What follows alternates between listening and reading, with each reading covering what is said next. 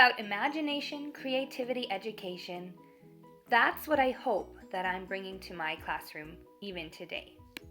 It's important to me that my students are engaged in their learning, but it's also important that what I'm providing for them is meaningful and useful for the 21st century.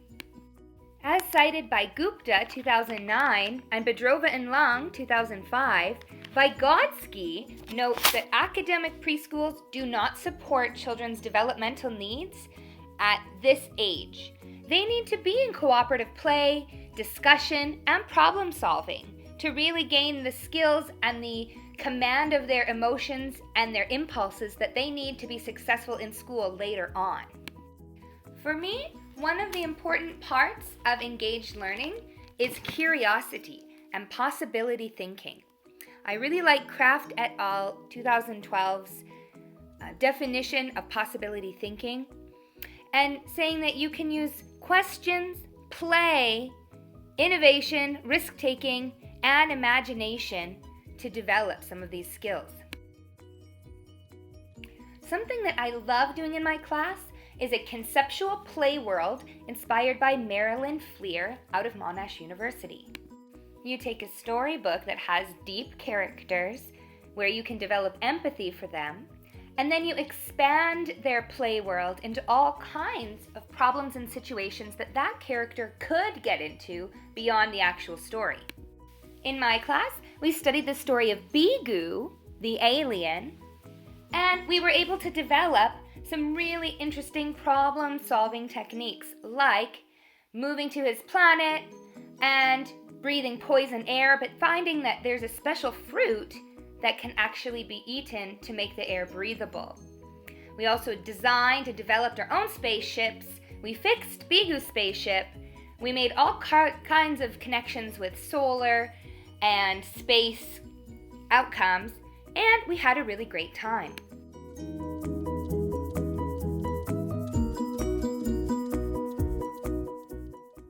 Another teaching practice that I use in my class that I love is a weekly forest school program.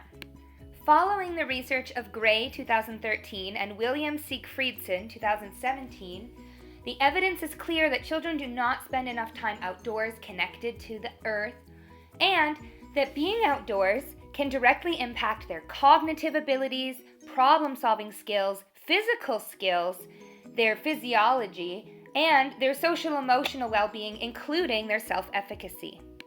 In fact, it sounds almost silly not to include a forest school in your program, as they incorporate all of the various overlapping phases of exploration, wonderment, questioning, experimenting, discovery, repetition, and testing ideas that are found in Harwood et al. 2022's Curiosity Cycle.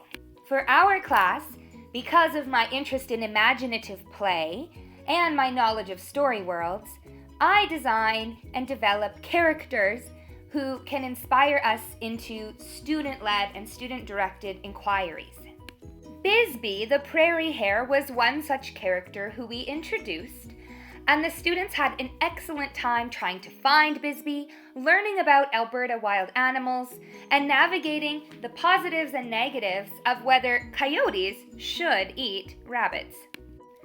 They were able to make rabbit catching traps. They were able to also make coyote catching traps. It was interesting to hear the children dialoguing and navigating their polarizing points of view between rabbits and coyotes and who should live. In the end, they decided to warn Bisbee to be careful.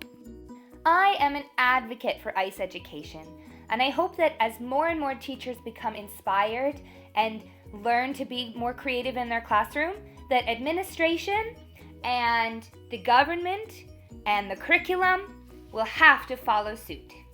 But for now, I'm over here trying to crush some ice.